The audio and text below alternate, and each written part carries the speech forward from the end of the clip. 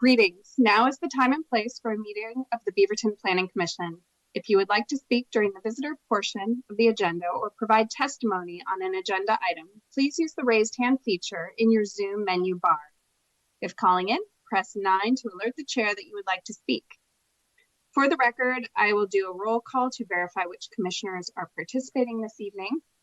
Let the record show we have Commissioners McCall, Commissioner Ellis, Commissioner Glenwinkle, Commissioner Lawler, and Commissioner Winter, as well as myself. Let the record also show that Chair Nye is part of the applicant's team, and therefore she has a conflict of interest and is excused from the meeting. The visitor section of the agenda is an opportunity for members of the public to address the Planning Commission on a non-agenda issue or item. Anyone wishing to speak should indicate this to staff and wait for your name to be called. Does anyone wish to address the Planning Commission on a non-agenda issue?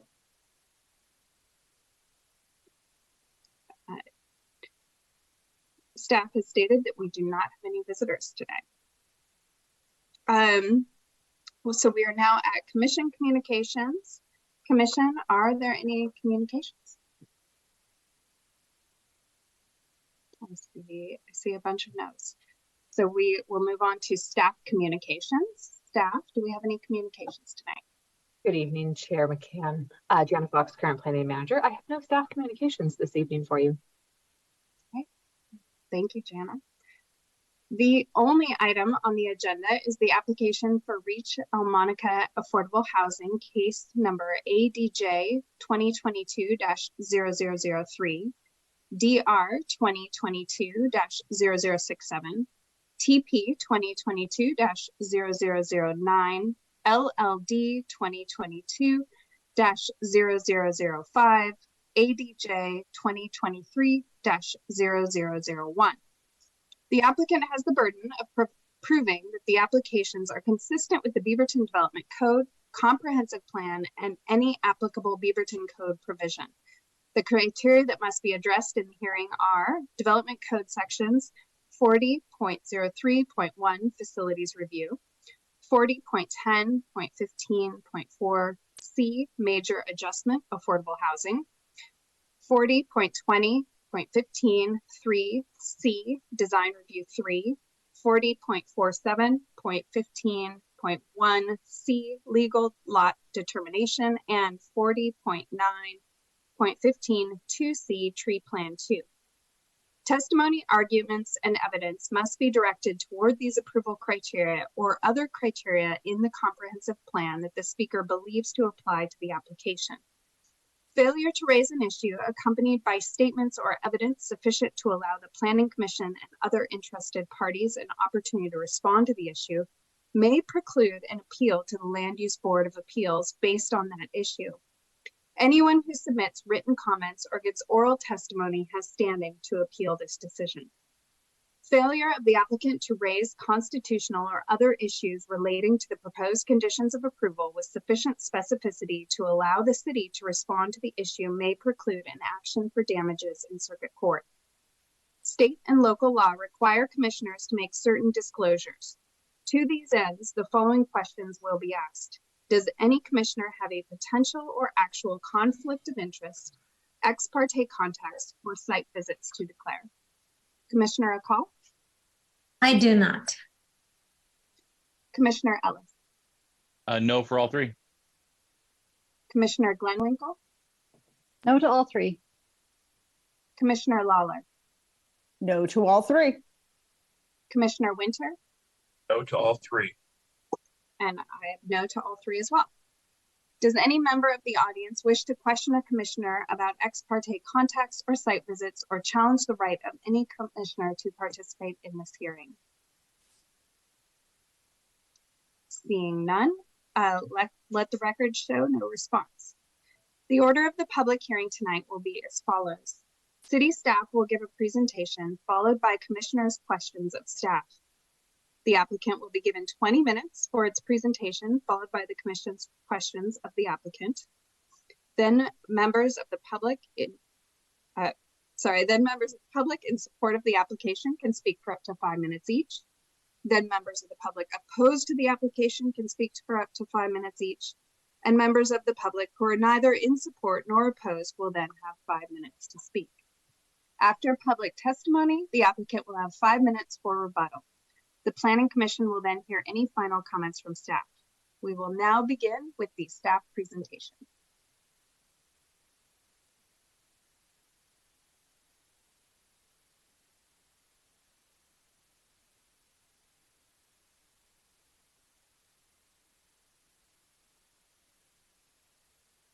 Pardon me. I have to reshare my screen one more time. Sorry for the hassle. Okay.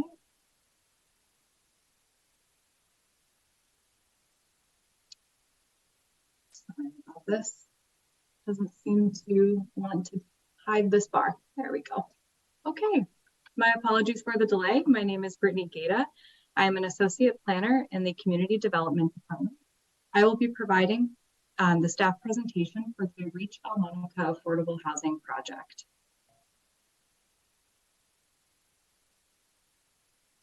The subject proposal is to develop a new 81-unit regulated affordable housing building and associated site improvements to serve future users of this housing site. This project requires 5 land use applications.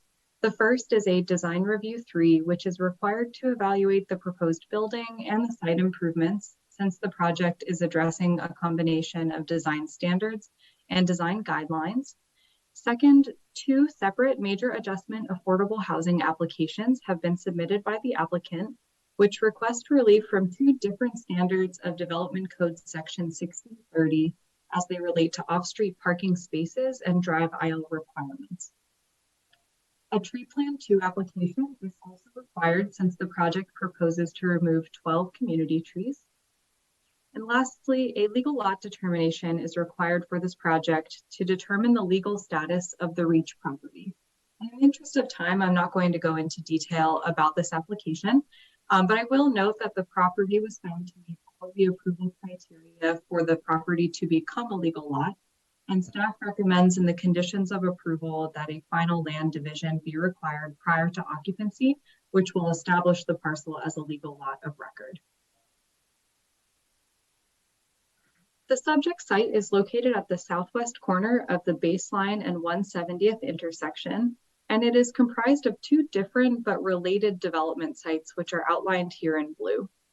The first is the Reach property itself, which is at the northeast corner of the site, and this is where the affordable housing building and the associated improvements are proposed. The Reach property as a standalone parcel is 1.07 acres in size before right-of-way dedication, and it is about 750 feet from the existing Almonica Southwest 170th Max Light Rail Station, which is to the southeast. The second site is known as the Almonica Mixed Use Development, which recently received land use approval for the development of a multiple use site, which consists of 255 multi-dwelling units, a live-work unit, and about 3,000 square feet of commercial space. So the Almonica Mixed Use Project is associated with the Reach development only because Reach will share an access point with this development to Southwest Baseline Road. And I'll elaborate more. So this plan shows the Almonica Mixed Use Project and its site layout relative to the Reach property. And please note that this site plan is oriented with the north facing to the left of the screen here. So this slide is showing how the 2 developments work together to achieve shared access, since the county has restrictions on new access points to the surrounding arterial streets. So the shared access point that was approved with the Almonica Mixed Use Development is a right-in, right-out access point right here to Baseline. And Reach users will enter the site from this access point. They'll travel along this portion of the drive aisle, and then they'll make a left-hand turn into the Reach property. Together, the access point, this portion of the drive aisle, and this section of the Reach driveway make up the vehicular shared access improvements and would also be used by cyclists. And pedestrians accessing the Reach site will also benefit from a shared access walkway that connects a pedestrian walkway from the Reach parking garage stairwell to this segment of a walkway on the adjacent site to the public sidewalk on Southwest Baseline.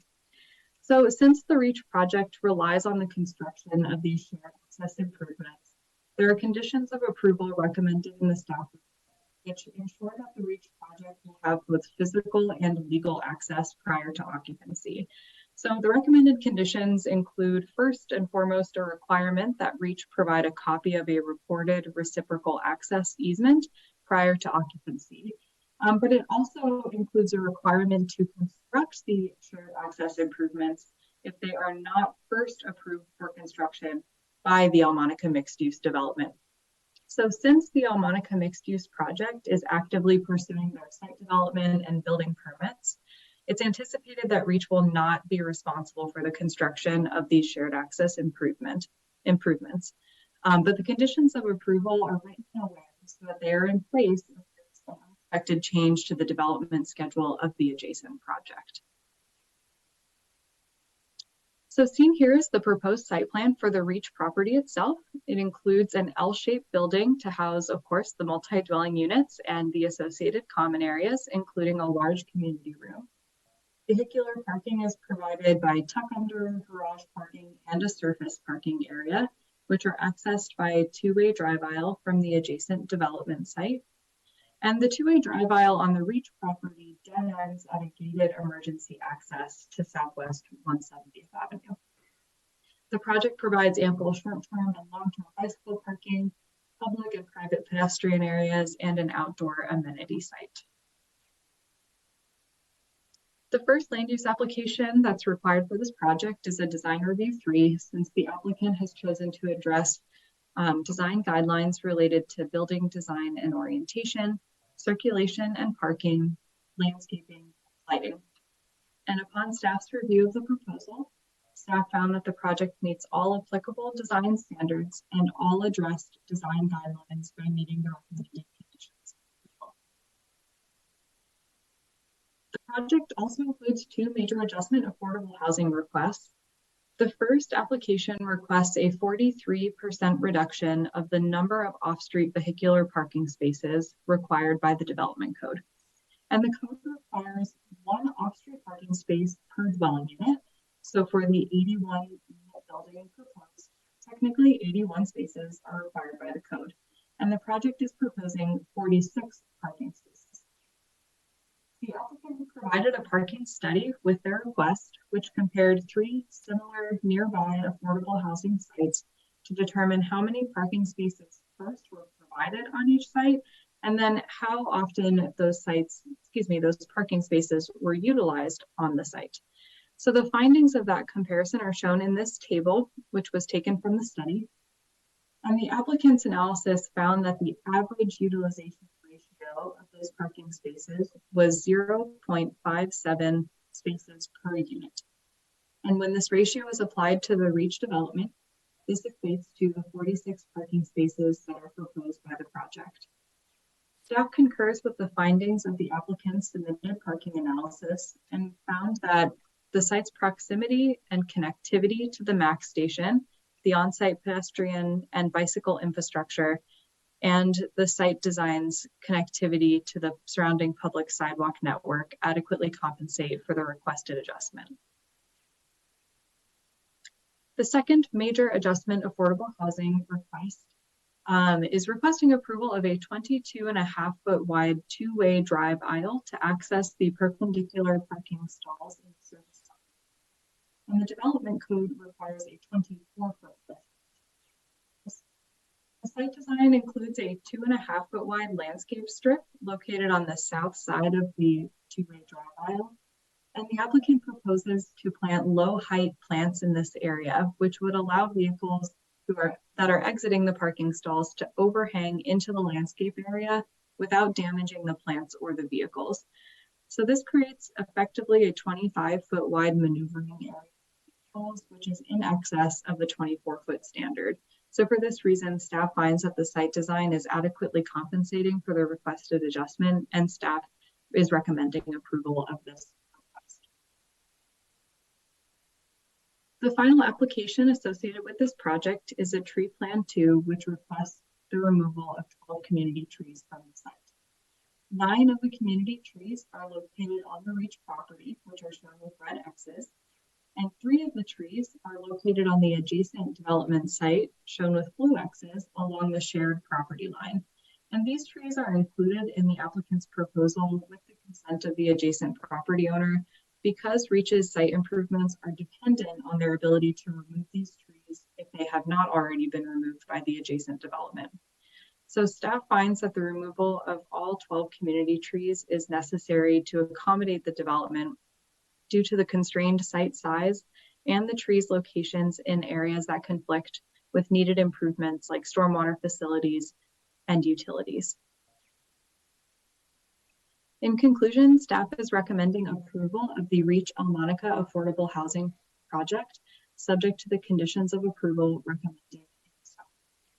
Thank you, and that concludes staff's presentation. Thank you. Are there any questions of staff with regard to the proposed application?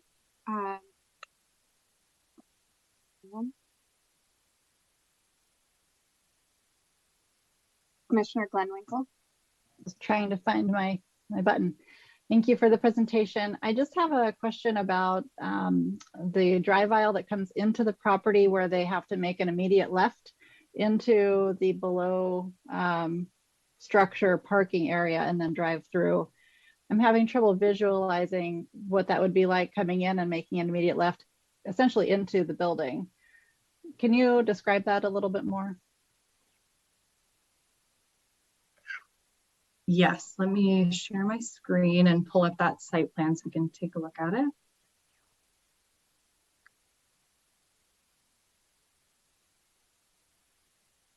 Okay. All right, so you're talking about this area here where a left-hand turn is made into the tuck under parking area, is that right? Right, yeah. Mm-hmm. So I'm not able to get into the nitty gritty, and actually I have a turning template that the applicant provided, which may provide more information for passenger vehicles, but the width of this drive aisle here, actually let's do right here, and right here are all 24 feet wide. So they do meet the development code standards for turning and drive aisle widths in general. So staff didn't have any concerns about a passenger vehicle's ability to make this left-hand turn. However, the applicant worked closely with the waste hauler to try and find a solution for hauler turnaround areas on the site, and unfortunately it was not possible. So at least for larger vehicles like the waste hauler and box trucks, they'll have to park kind of in this area, kind of on the Reach property or on the adjacent development site to service the trash enclosure or to deliver packages if they're in a larger vehicle. But at least for passenger vehicles, the project is able to provide adequate turning movements. I guess my concern is the fact that the development butts right up against the Almonica site. And so it doesn't look to me like there's any place for delivery trucks to park and stage or really any other kind of clearance from that entry point. It might just be the way I'm looking at it. It's hard to visualize how that will happen.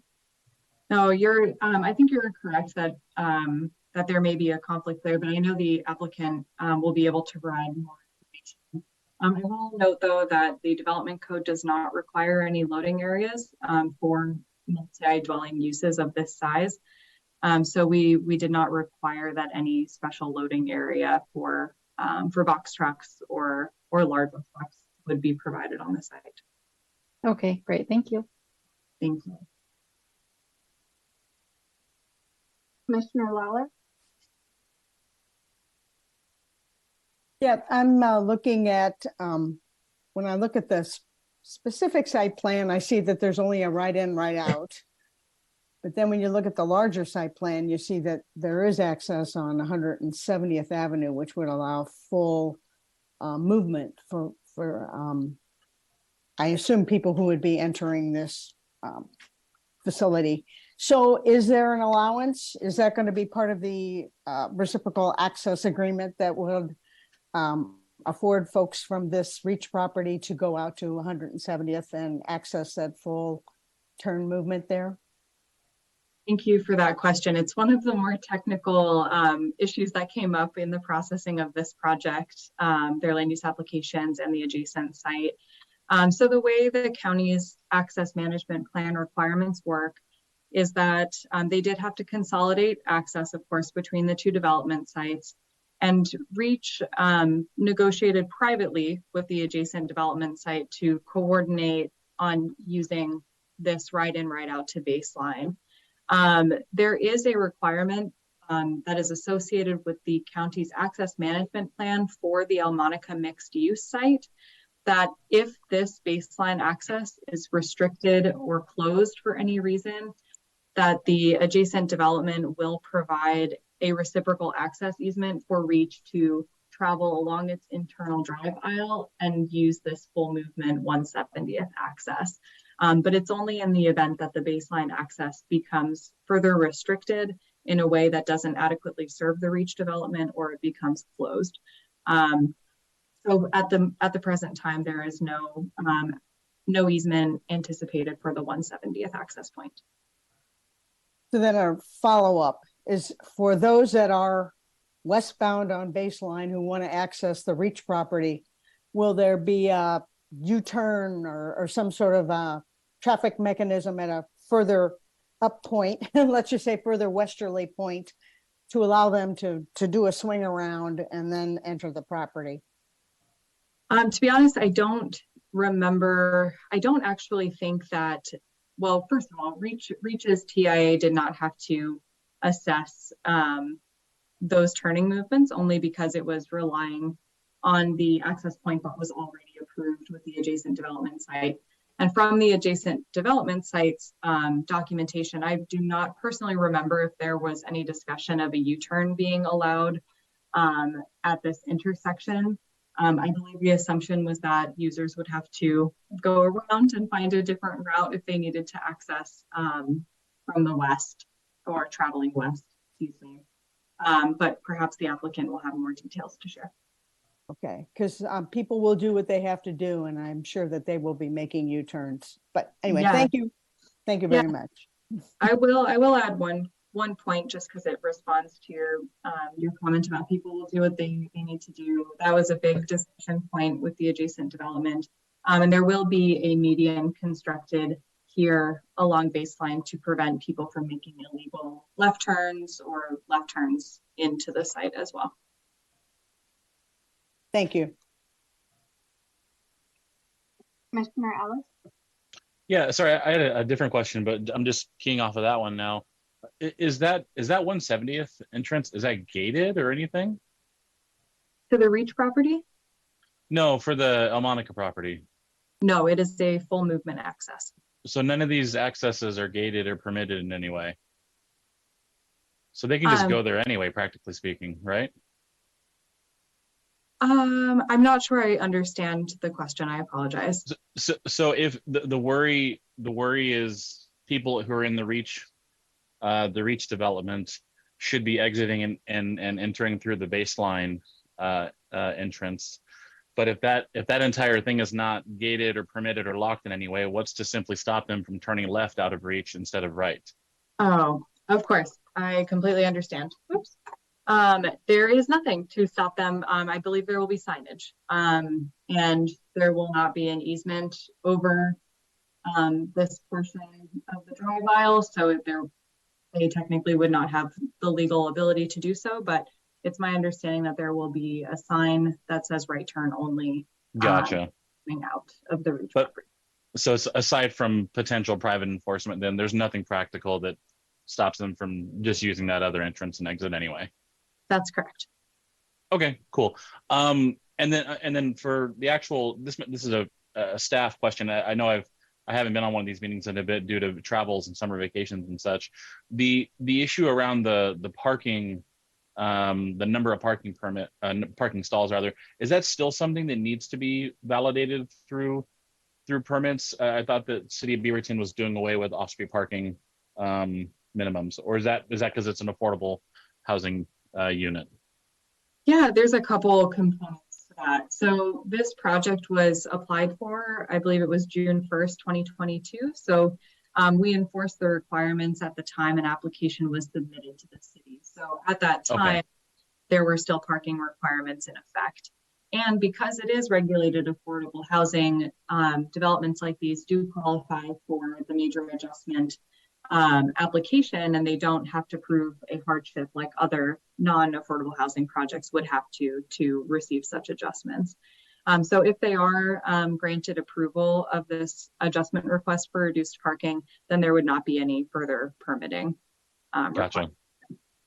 Okay, very cool. And then apologies, I'm personally notoriously horrible with like judging physical distances and stuff. When I think about the 22.5 feet versus the 24 feet, the building design looks very similar to the Central Beaverton development that went up just a couple of years ago, that had the similar style for ground level, quote unquote, parking garage.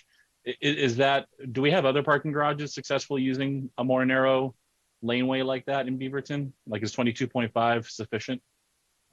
So at least for the area that's requested to be 22.5 feet wide, it is in the surface parking area.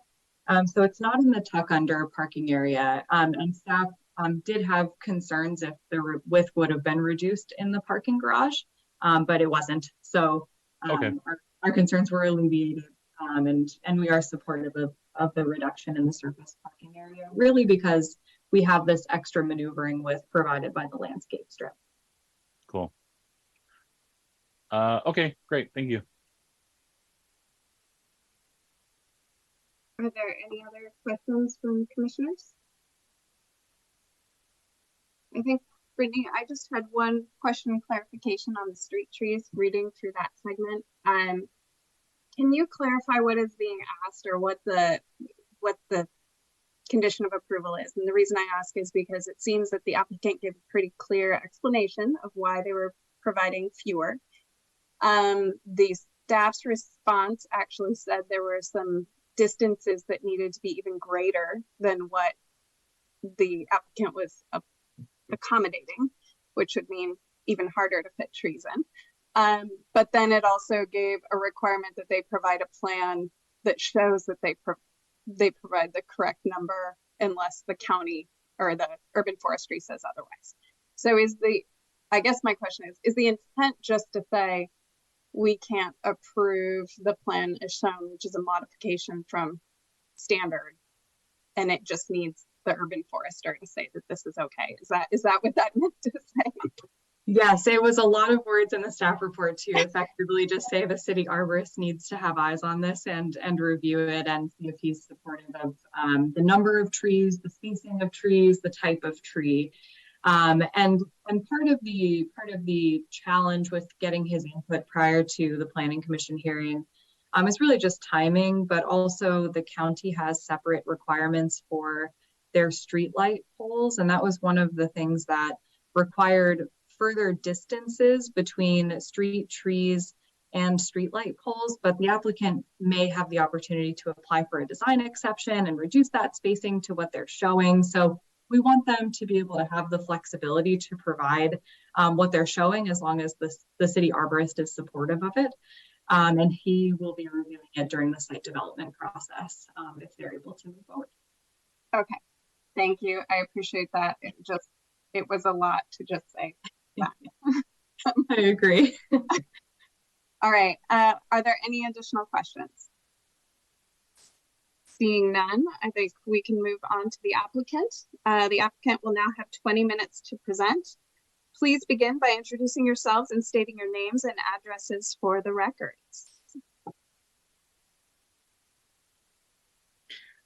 Hi, everybody. My name is Daria Vernigora. I'm a project manager at Salazar Architect and on Elmonica project. We will start with our developer introduction, and I will pass it to Alex Alleman. Hey, everyone. My name is Alex. I work here at Reach CDC. We are a nonprofit, and we only develop affordable housing. We develop, manage, and own all of our buildings. We do property management in-house, asset management in-house, resident services in-house. So we are a full service nonprofit. For the Almonica project, we have teamed with 5 other community engagement organizations, Community Vision, the Somali Empowerment Group, the Latino Network.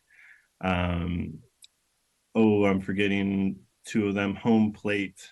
And then we worked with your offices and staff to engage some local Beaverton folks to come in and kind of give us an understanding and help us design the building so that we can ensure that our residents thrive. We are very excited for this project. We were awarded the RFQ from the City of Beaverton and Metro partnership. With that, we have done these focus groups and are very excited about the design for this project.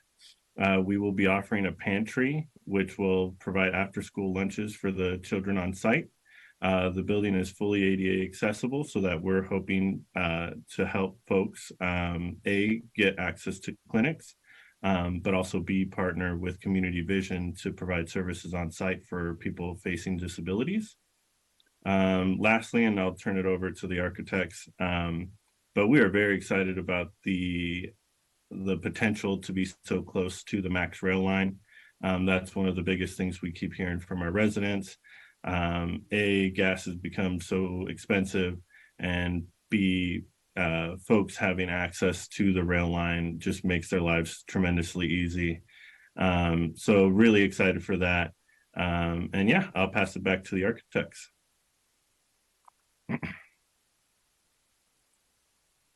Thank you, Alex, for that introduction. My name is Christina Kwasinski. I'm with Salazar Architects. Our address is 2222 Northeast Oregon Street, Suite 101. And I am to give the presentation for site. And Daria Bernagora will be sharing her screen. So thank you, Daria, for that. All right. So thank you all for being here. This is the Almonica Station project.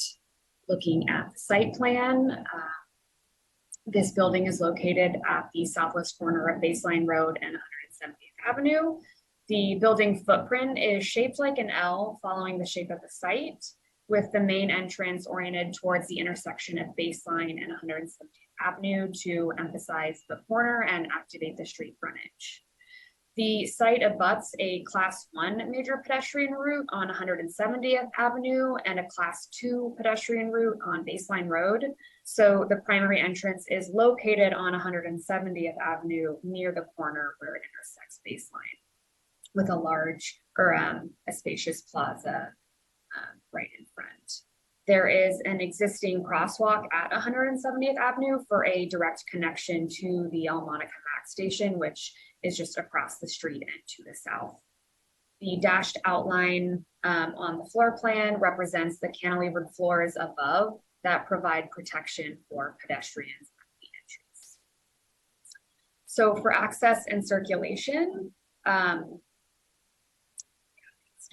the vehicular circulation for this site is off of Baseline Road from the neighboring property, and they take a left-hand turn to enter our site, go under or through the garage and along the Festival Street, which terminates with an emergency vehicle access gate only. So the shared improvements are highlighted in pink to show the driveway and the sidewalk that is shared with the neighboring property. So the sidewalk is specifically shared so we can maximize the amount of landscaping between the two projects. And the parking is located to the side and rear of the property. So the garage parking is tucked under the building above, and the Festival Street is behind the building to the south. There are walkways along the entire perimeter of the ground floor. Actually, if you go back to the previous slide. Thanks, Daria. So there are walkways around the entire perimeter of the ground floor, which maximizes the pedestrian connectivity to the public sidewalks. The main building entry, as previously mentioned, is on the corner for guests and visitors. And then the secondary entrance, which we anticipate to be the primary entrance for residents, is on the west-hand side, just off of the parking garage. And then there are two secondary entrances, one on the south side leading into the main community room, and then there's one on the north side off the baseline leading into the shared community multi-purpose room. The pedestrian pathways are also differentiated where they cross the drive aisles with pavers that extend the same material used in the outdoor barbecue area. For the landscaping and outdoor amenities, the communal open space is the central feature of the landscape plan and includes a direct relationship with the indoor community space directly to the north. It is located in the center of the site with the most protection for pedestrians. There are also direct views from into the indoor common space and from staff offices closer to the corner of 170th.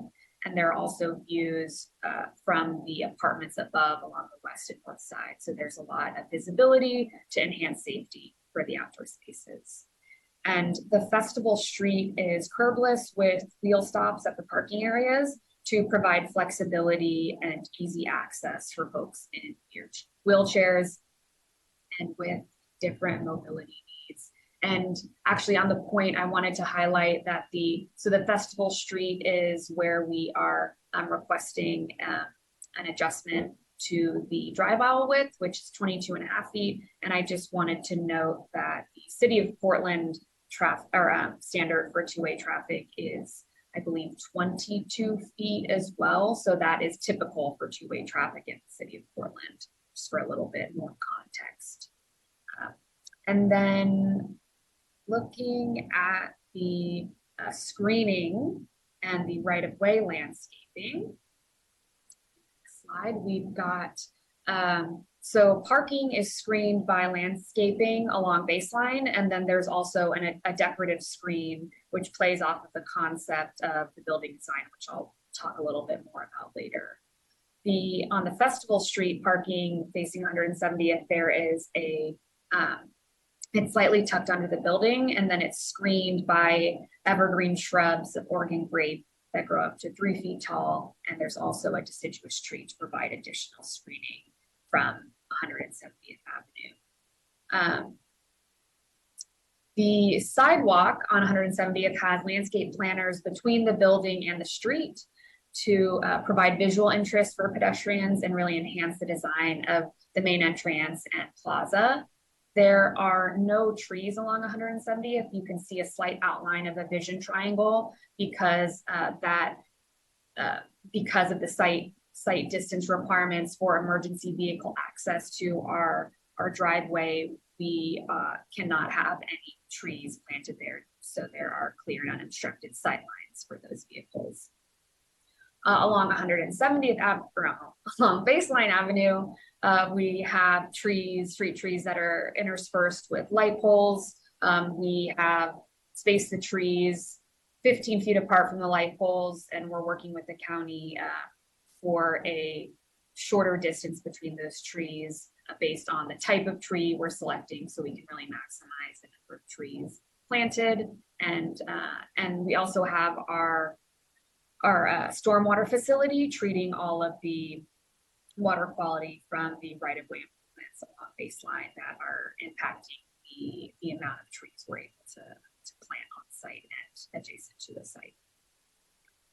So moving into a more detailed view of the outdoor spaces, you can see the stormwater planter wraps around the communal areas, and it's integrated into the design of the outdoor open space and provides a protective buffer around that communal space. There is a variety of active and passive uses for folks of all ages, with the barbecue area and community garden with the children's play area nestled in between the two for a higher level of protection. There are no overhead structures in this outdoor area above average adult eye level, and the layout of benches, tables, chairs, grilling area, the raised play mounds, and garden planters are all located around the perimeter to allow wide walkways for folks with varying mobility needs and really allow for maximum sight lines throughout that space. So looking at the elevations and the building design next. So I'm going to first describe the concept of the building, and then I'm going to talk about how it addresses the design guidelines. So the concept for this project is rooted in the land. There is one large building that's broken down into two distinct volumes. The river volume represents the river flow and topography, and the oak grove volume represents the forest with columns as tree trunks and angled parapet lines for the roof that represent the tree canopy and emphasize the flow that links the overall building design together. For pedestrian scale features, the ground floor is pretty tall, so we've pulled down the soffit along the river volume to make it more pedestrian friendly and provide protection from the weather.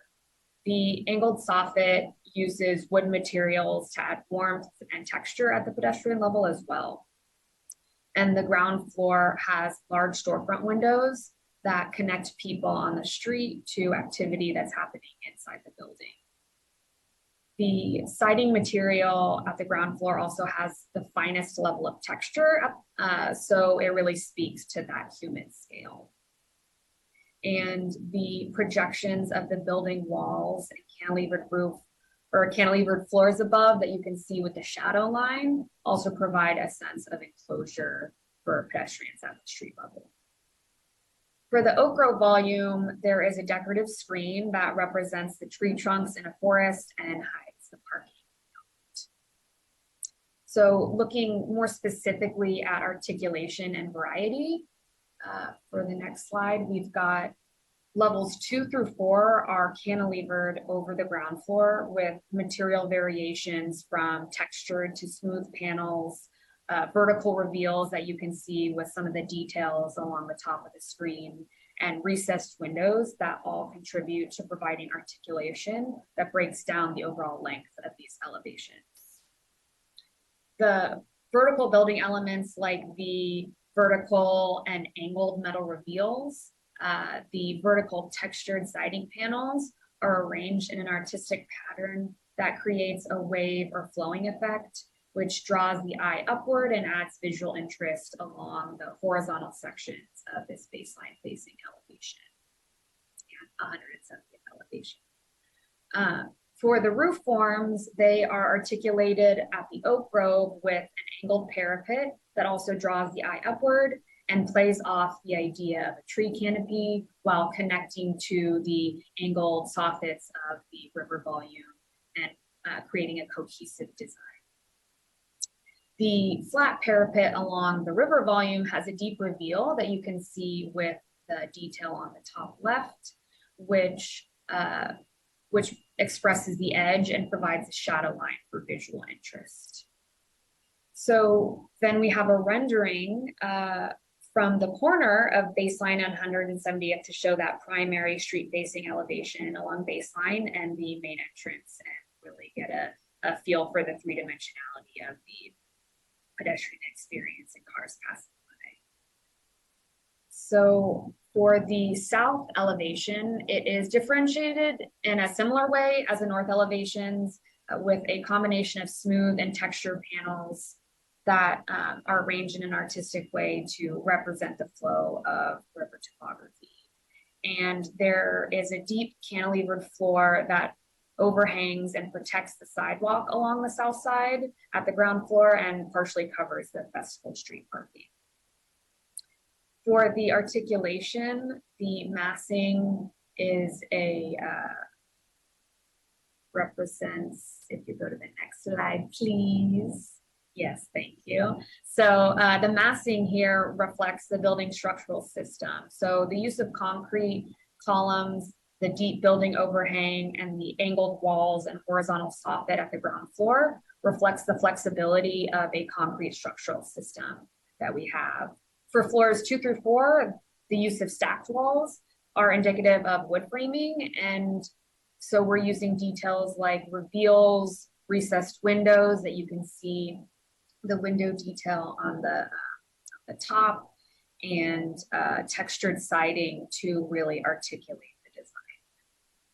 The west elevation length is broken down with vertical recesses or vertical recesses at the corridor, and then a projection at the stairwell, which really speak to the program on the inside. And then it's broken down further along the facade by vertical and angled reveals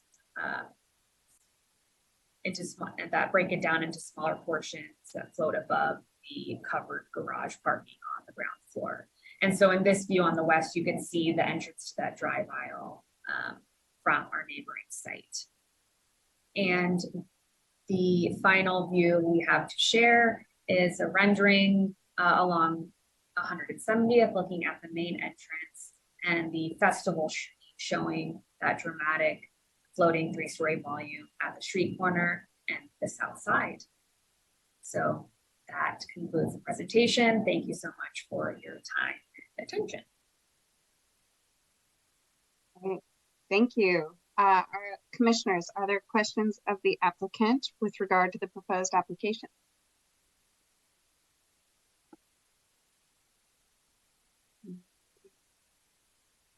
I'm not seeing any. So then we will move along. So we are now at the public testimony portion of our meeting. We will call for testimony in groups, starting with those in favor of the application, then those in opposition to the application, then those neither in favor nor in opposition. So now is the time for testimony in favor of the application. For those viewing via Zoom webinar, please communicate by using the raise hand feature in your Zoom menu bar. If calling in, press 9 to alert the chair that you would like to speak. Is there anyone who would like to speak in favor? I see none. So we will move on to public testimony in opposition to the application. Again, for those viewing via Zoom webinar, please communicate using the raise hand feature in your Zoom menu bar, or if you're calling in, press 9 to alert the chair. Are there any who would like to speak in opposition?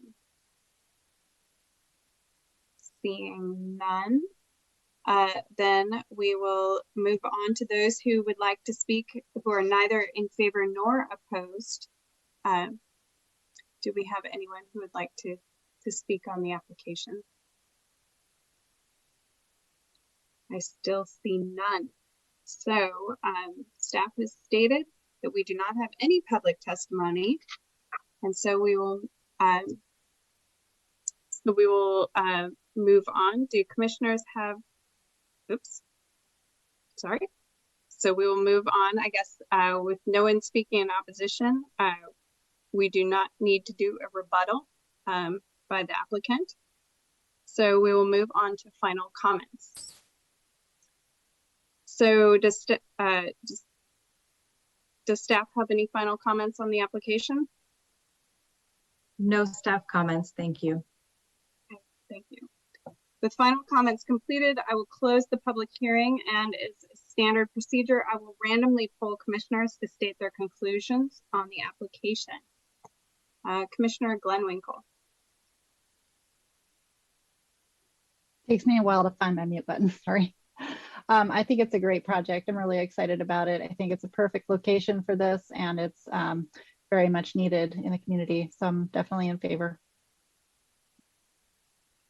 Commissioner Lawler. Yes, I concur with Commissioner Glenwinkle's comments, and I hope that they can accommodate the internal transportation routes, maybe through other private contracts. That's all my only hope for the future of this project. Thank you. I believe it meets the criteria for approval, though. Commissioner Akal. I'm in favor of the project too. It's awesome, I think, with the community. Commissioner Winter. Yeah, I think 80 more units of affordable housing in Beaverton is really needed. And there are a lot of moving parts to this, and it's the egress and seem to be challenging, but the rest of it's fall into place nicely. I'm in favor. And Commissioner Ellis. Yeah, I think I concur with everybody else. Kudos to the architecture staff, the project staff, for the hell of a walkthrough tonight. It was very detailed. And yeah, to the goal of adding additional affordable housing to the area. It looks like the couple of accommodations around drive aisles and those kinds of things are very sensible. So it all makes sense to me. Similar comments about it. I hope that the egress and ingress ends up working out for everybody. I think life will find a way and people will take those other routes. And so if both lot owners need to talk about how that's going to work long term, then they'll need to do that, because that may become a sticking point later. But otherwise, happy days. And I will say that I agree with my fellow commissioners. I'm also very impressed by the design team who managed to fit a lot within a very tight site, and it looks like a great project. So I'm very excited about it. So having concluded comments from the commissioners, is there a motion?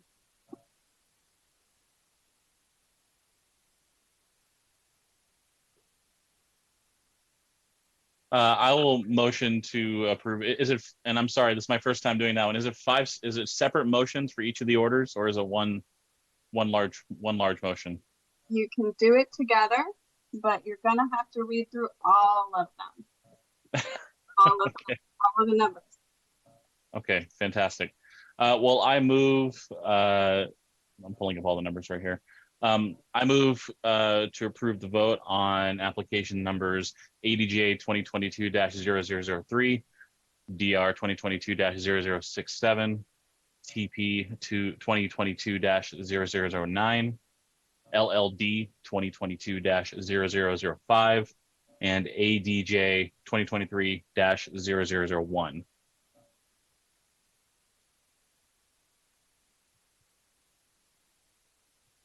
Second. Okay. Commissioner moved, Commissioner Akal seconded. Is there any discussion? No? All right. A vote will be taken by roll call. When your name is called, please say aye or nay. Commissioner Akal. Aye. Commissioner Ellis. Aye. Commissioner Glenwinkle. Aye. Commissioner Lawler. Aye. Commissioner Winter. Aye. And I vote aye as well. Motion passes unanimously. And so we opened this by saying we only had one item on the agenda, but I do believe we actually have some meeting minutes that also require approval. Do we have motions on the meeting minutes? Oh, sorry, before I say that, excuse me, table that. Let me say one more thing. The Planning Commission's decision will be memorialized in land use orders that will be provided to all parties and provided oral those who provided oral and written testimony, excuse me. If you would like to appeal this decision, you must appeal in accordance with the applicable provisions in the Beaverton Development Code and the rules of the Land Use Board of Appeals. Having said that, now we have some meeting minutes. Would anyone like to make a motion on the minutes? I move. Oh, excuse me. Go ahead, Commissioner Winter. I was just going to move to approve as submitted for both of them. Okay. Well, then I'll second. All right. Commissioner Winter moved to approve. Commissioner Lawler seconded. Can we just get a vote? Well, can we just get a vote by show of hands? Those in favor of approval? The meeting minutes have been approved unanimously. And with that, we are now adjourned at 7:24 p.m. All right. Thank you, everyone. Thank you. Thank you, everyone.